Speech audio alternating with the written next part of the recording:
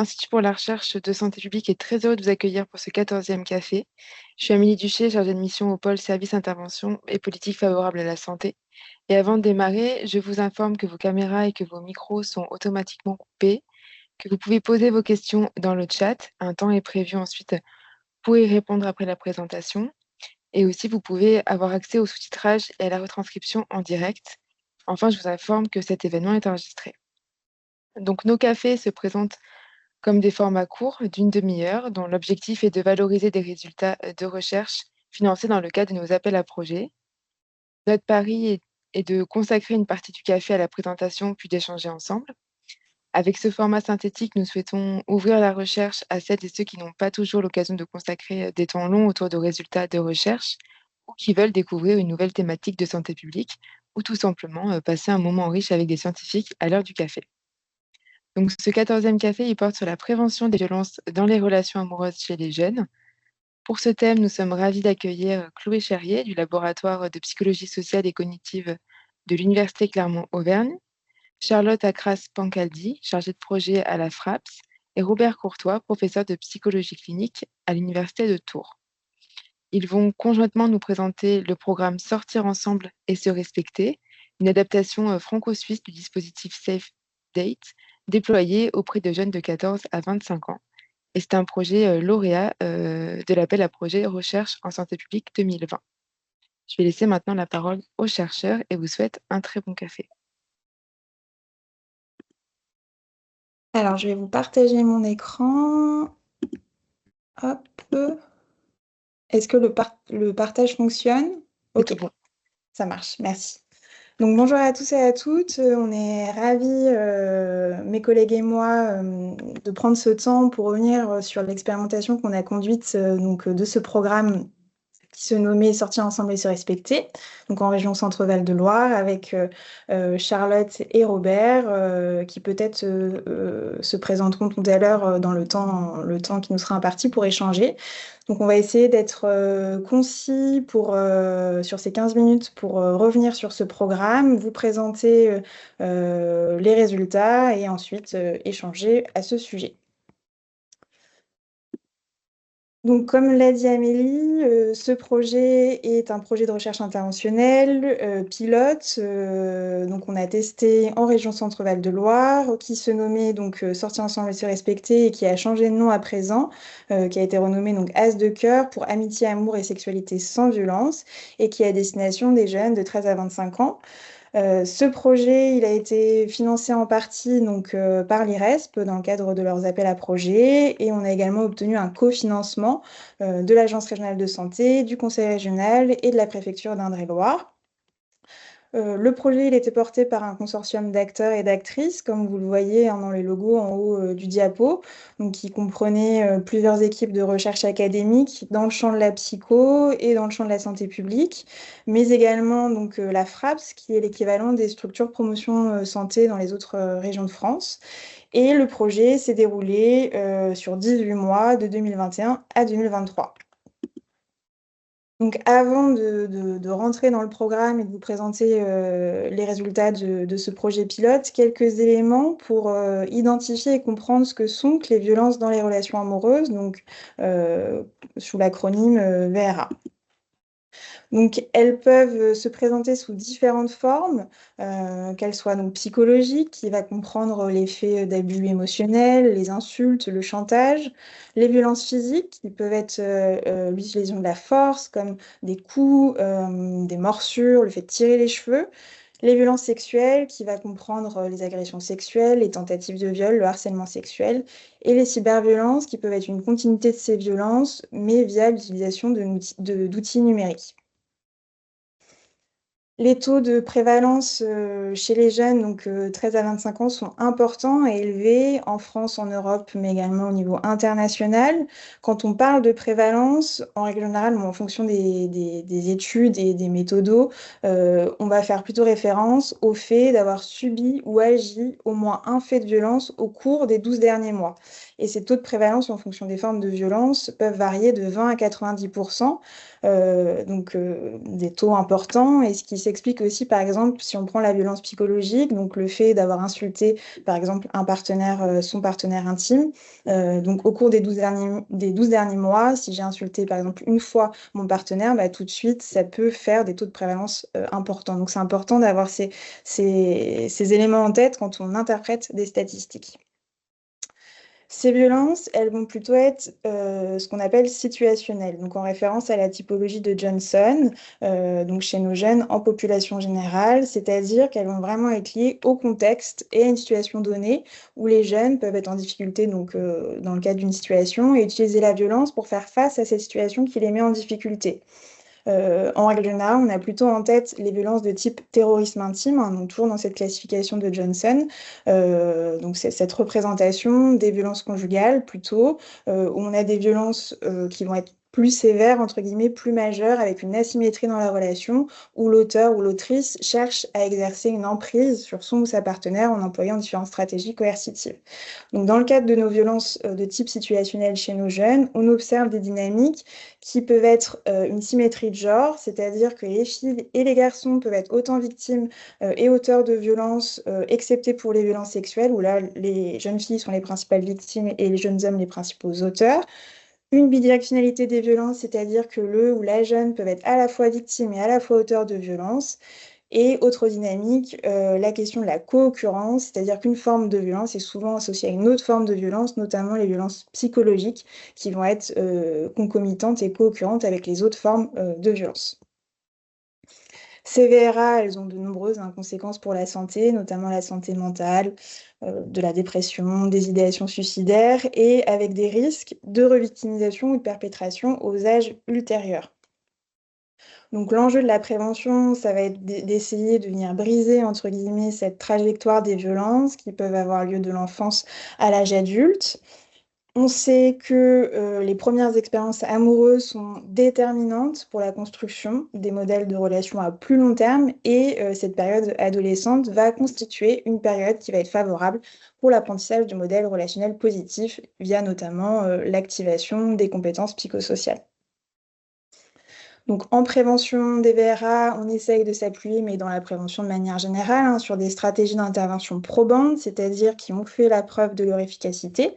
Donc, il existe plusieurs méta-analyses et revues systématiques de littérature qui mettent en évidence ces stratégies d'intervention, donc dans le champ des dating violence, donc des VRA, chez les ados ou jeunes adultes, qui peuvent être, par exemple, le fait d'employer des programmes versus des actions one-shot, d'avoir une approche globale de prévention en fonction des objectifs qu'on a, mais dans cette idée d'agir sur les différentes formes de violence et de ne pas se focaliser sur une forme de violence, par exemple les violences sexuelles, et d'essayer d'utiliser des données probantes, prometteuses, donc issues de la littérature scientifique ou également des savoirs expérientiels de terrain.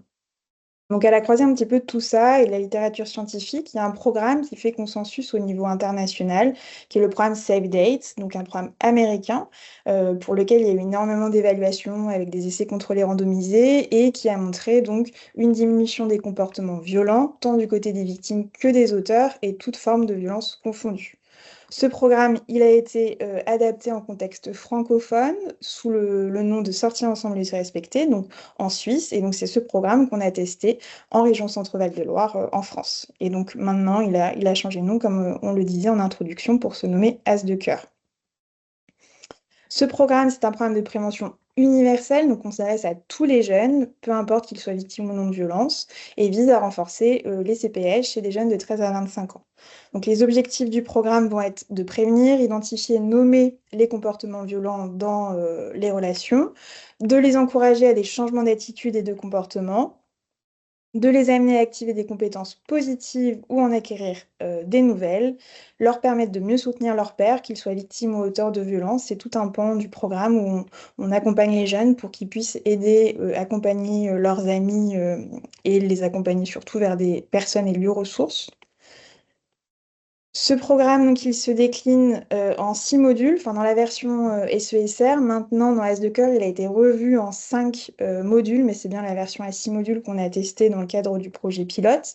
Donc, les modules ou les séances durent 2 heures et dans l'idéal, sont passées avec une semaine d'intervalle. Donc, la première séance, on va être sur une séance assez positive, sur ce que je veux dans une relation, mes attentes. On travaille beaucoup la question du choix dans cette première séance.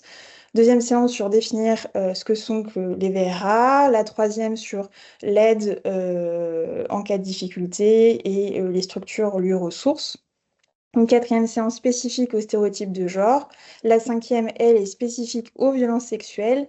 Et une dernière séance sur les compétences sociales et émotionnelles à mobiliser, par exemple dans le cadre d'un conflit, et faire en sorte que ce conflit puisse être résolu de manière positive et constructive. Donc, les objectifs du projet pilote étaient d'une part d'expérimenter donc, ce programme sur un échantillon de jeunes français. Et dans les objectifs intermédiaires, nous avions pour but de développer au préalable une étude d'applicabilité et de transférabilité du programme, donc du contexte mère suisse vers le contexte fille France, d'éprouver donc l'expérimentation de ce programme suisse, d'évaluer à la fois le processus, les résultats, l'impact du programme pour pouvoir proposer des recommandations adaptées donc, à la France, de vérifier la transférabilité du programme et puis de compléter aussi le protocole suisse en termes d'évaluation puisqu'on a travaillé conjointement avec les équipes en Suisse. Pour ce qui est de la méthodologie employée, donc elle se décline en 3 volets. Un premier volet donc sur cette étude de faisabilité, la transférabilité, qui a donné lieu à un papier dans la revue de santé publique qui est disponible en libre accès. Donc, si vous êtes intéressé par ces résultats, je vous invite à consulter le papier. Je ne vais pas m'attarder sur ces résultats. Un deuxième volet sur donc, l'expérimentation du programme dans 5 structures de notre région qui accueillent des jeunes de 13 à 25 ans. Donc, un lycée général, un collège, une MFR, donc maison familiale et rurale, un lycée professionnel et une mission locale. Et donc, on a rencontré sur ces différents départements un total de 198 jeunes. Et le troisième volet, donc l'évaluation à proprement parler, puis la valorisation des résultats. Pour le protocole d'évaluation, on était sur un design mixte, à la fois quantitatif et qualitatif. Pour le volet quantitatif, on a administré aux jeunes des questionnaires avant la mise en œuvre du programme, après, donc immédiatement après, à 4-6 mois de l'expérimentation. Et pour le volet qualitatif, on a conduit des focus group auprès des jeunes volontaires auprès desquels on est intervenu, et également des professionnels des structures qui nous accueillaient. Au niveau des résultats, donc parmi les principaux résultats, donc là en termes de plutôt descriptifs et des taux de prévalence, donc chez nos jeunes, 87 jeunes, puisque on a perdu, c'est pas tellement qu'on a perdu, mais du coup parmi les 180 et quelques jeunes qu'on a rencontrés, là on a 87 qui ont eu une relation intime ou amoureuse au cours des 12 derniers mois, donc forcément ça diminue l'effectif. Pour la victimisation, donc pour les violences psychologiques, environ 57-67% en termes de taux de prévalence. Violences physiques, 30%. Les violences sexuelles, donc là un effectif aussi plus réduit puisque c'est les jeunes qui ont déjà eu une relation sexuelle au cours des 12 derniers mois. 31%, 14%. Avec là on voit bien l'asymétrie de genre, c'est-à-dire que les jeunes filles sont plus victimes que les garçons. Les cyberviolences, environ 60-65%. Pour la perpétration, donc le fait d'agir des violences. Pour les violences psychologiques, environ 60%. Les violences physiques, 20%. Les violences sexuelles, aucune jeune fille et 19% de garçons. Et pour les cyberviolences, 57-59%. Donc avec ces taux de prévalence qui sont cohérents avec la littérature scientifique, on voit un petit peu les dynamiques que j'ai explicitées juste avant, à savoir les questions de symétrie de genre et de bidirectionnalité. Également, dans les résultats de ce projet pilote, le programme a été apprécié, perçu comme utile, efficace, tant par les jeunes que les professionnels des structures. Donc ça, c'est les focus group qui nous ont permis d'avoir ce résultat. La mise en œuvre était possible en contexte français, dans des structures scolaires et hors scolaires. Et le point important qu'on souligne, c'est que le programme permet une certaine flexibilité qui va être essentielle à son efficacité. dans l'étude de transférabilité, on avait montré voilà, qu'il y avait plusieurs fonctions clés, une ossature du programme qui est à conserver en fonction des différents contextes, mais que le programme se doit d'être flexible et avec un caractère adaptatif en fonction des contextes, ce qui va être vraiment essentiel pour l'efficacité derrière. On arrivait à diminuer de manière significative les stéréotypes de genre et les attitudes à l'égard de la violence. Donc, on augmentait les CPS, notamment la demande et la recherche d'aide, une augmentation des connaissances des VRA, notamment les signaux d'alarme, et qu'on arrivait, donc résultat préliminaire, à diminuer à court terme les violences psychologiques agies et les violences physiques subies uniquement chez les garçons. Donc des résultats, on va dire, faibles, enfin disons que sur quelques formes de violence et que chez les garçons, du fait de différentes limites méthodaux qu'on pourra peut-être discuter tout à l'heure. Ton micro, Charlotte? Bonjour. Je vais prendre la main sur les recommandations, peut-être en accélérant, parce que je crois qu'on avait 15 minutes de préparation et elles sont passées. Donc, à l'issue de ce travail, on a modestement fait quelques recommandations. Donc, le point essentiel, c'est l'idée que ce programme, c'est un programme, donc c'est dans la durée. On est toujours sur 5 séances avec As de cœur, donc ça, c'est vraiment très important. S'adapter à son public cible. C'est vrai que c'est pas la même chose d'être sur un niveau quatrième que auprès de jeunes d'une mission locale, par exemple, mais ça fonctionne sur les deux situations. L'idée, c'est d'avoir des outils variés, jeux de rôle, déplacements, comme des jeux de la ligne, scénarios, vidéos, etc. Vraiment considérer les jeunes comme les acteurs du programme. On peut rien faire sans eux, donc c'est pour ça qu'il faut utiliser ces outils pour amener à leur participation au maximum. Et puis, effectivement, on a eu quelques révélations et il faut l'anticiper et pouvoir être deux sur l'animation, comme vous le verrez, pour pouvoir prendre en charge des jeunes qui ont été victimes et ou auteurs ou autrices de violences. Donc, un point central, c'est qu'il faut être formé au programme pour pouvoir l'animer. On peut être à l'intérieur d'un établissement scolaire, par exemple, ou externe. Ce programme s'anime en binôme, il se co-anime. Dans l'idéal, une femme, un homme, mais on a bien du mal à atteindre cet idéal dans la vraie vie. Nos rôles dans la co-animation, c'est vraiment qu'il y ait un climat de confiance et de respect avec nous et entre eux, incarner une posture égalitaire et inclusive, avoir une attitude de bienveillance et de non-jugement, et puis effectivement, comme je viens de le dire, pouvoir réagir en cas de révélation concernant des violences. Alors, on a travaillé aussi en amont et tout au long du programme avec les structures qui nous accueillaient, structures scolaires ou non. Donc, on a commencé par informer, impliquer la direction et les adultes de la communauté éducative.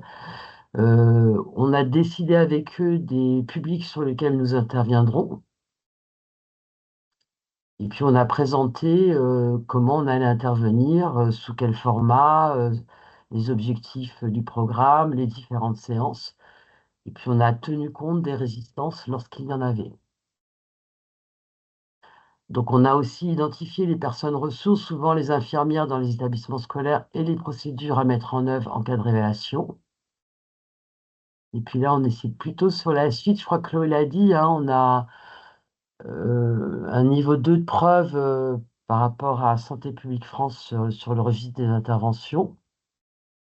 Et puis l'idée, ce serait de pouvoir remettre en place le programme auprès de jeunes et d'avoir un groupe contrôle pour pouvoir affiner nos résultats et les rendre plus solides.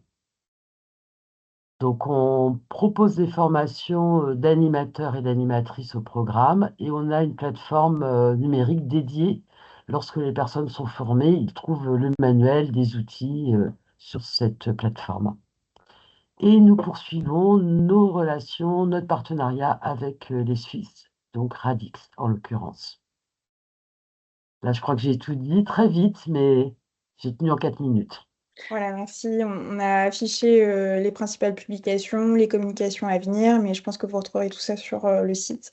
Et on vous écoute si vous avez des questions. Merci. Merci. Bien, bah, merci beaucoup, Charlotte et Chloé.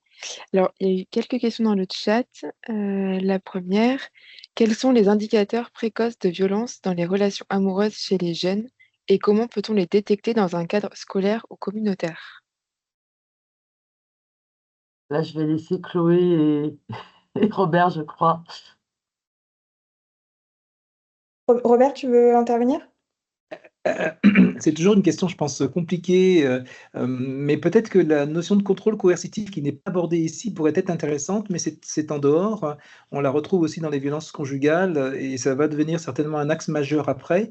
C'est tous les enjeux par un des partenaires de restreindre la liberté psychique et comportementale de l'autre. Et ça, on peut le repérer parfois très tôt. Mais Chloé va sans doute intervenir sur d'autres aspects qui sont repérés dans ce programme qu'elles ont mené. Alors, c'est une question qui est toujours délicate. Là, je crois que si je reprends, c'est un peu les signaux d'alarme, d'autant plus que là, le programme qu'on met en place, c'est un programme de prévention universelle, donc qui s'adresse à tous les jeunes, peu importe qu'ils soient victimes ou non. Néanmoins, on travaille avec les équipes éducatives pour justement essayer de repérer quelques signaux. Et en fait, ce qui est compliqué, c'est qu'on n'a pas vraiment de cut-off de la violence. À partir de quand il y a violence? Enfin, ça dépend d'énormément de choses. Il y a les lois qui mettent un cadre et qui viennent borner un petit peu. Avec les jeunes, on essaye de travailler sur la différence entre comportement blessant et comportement violent. Il y a le caractère répétitif, il y a les conséquences, il y a cette question d'intention qui est complexe à mesurer. Bon, il y a plusieurs éléments. Je ne sais pas si ça répond à votre question, mais c'est pas simple de finalement de dire chez nos jeunes, par exemple en milieu scolaire, quand il y a violence ou il n'y a pas violence, ça dépend du contexte et d'énormément d'éléments. Si je puis me permettre, il me semble que c'était pas notre porte d'entrée. On a travaillé sur les différentes formes de violence, mais il ne s'agissait pas pour nous d'arriver à dire bah, des jeunes, s'ils présentent tel et tel comportement ou attitude, il y a des risques que cette violence s'inscrive dans la durée, s'intensifie, etc. Donc, je pense qu'on a apporté notre travail, notre attention sur finalement la prévention de ces violences, mais pas la détection. Et puis, et on n'aura sans doute pas le temps ici, cette question plus générale pose la question des styles d'attachement, donc de sécurité dans le couple, et où aussi l'exposition à des violences antérieures, au sein de la famille notamment, ou là, dans les premières relations amoureuses, et toutes les trajectoires liées à des formes de violence, qu'elles soient subies ou agies. Très bien. Et à la suite de cette question, il y avait comment impliquer efficacement les garçons et les jeunes hommes dans la prévention des violences amoureuses sans stigmatiser ni culpabiliser. Alors, c'est vraiment les grands principes, on va dire, déjà dans l'éducation pour la santé, d'avoir des approches qui sont pas culpabilisantes et d'impliquer tout le monde.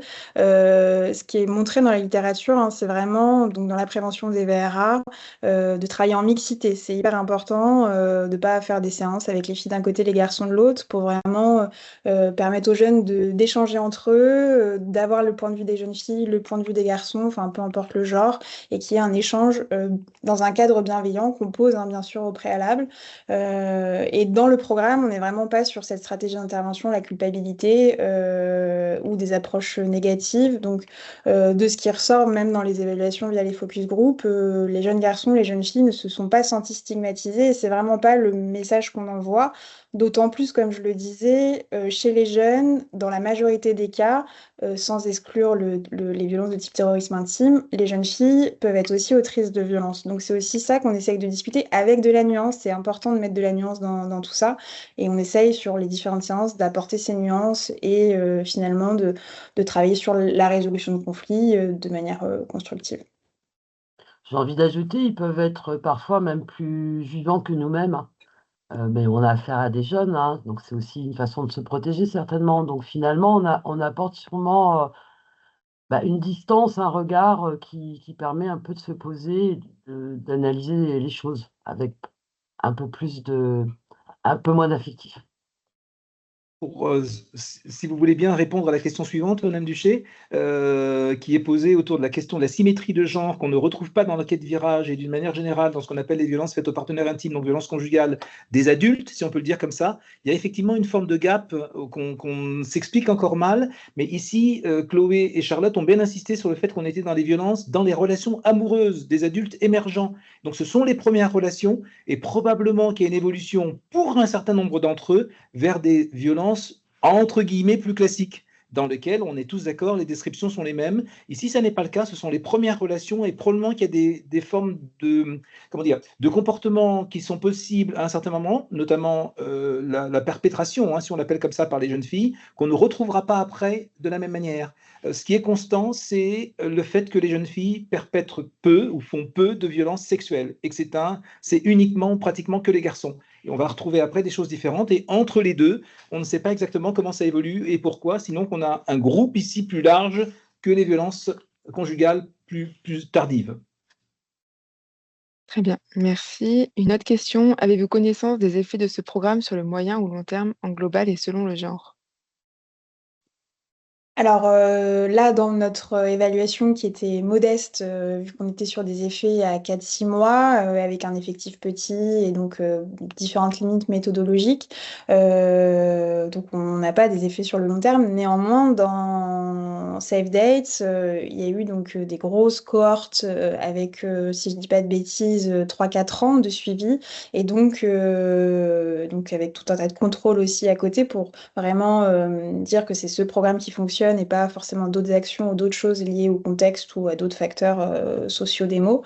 Et donc on a bien une diminution des comportements sur toutes les formes de violence, côté victime, côté auteur, pour les jeunes filles et les jeunes garçons dans le temps.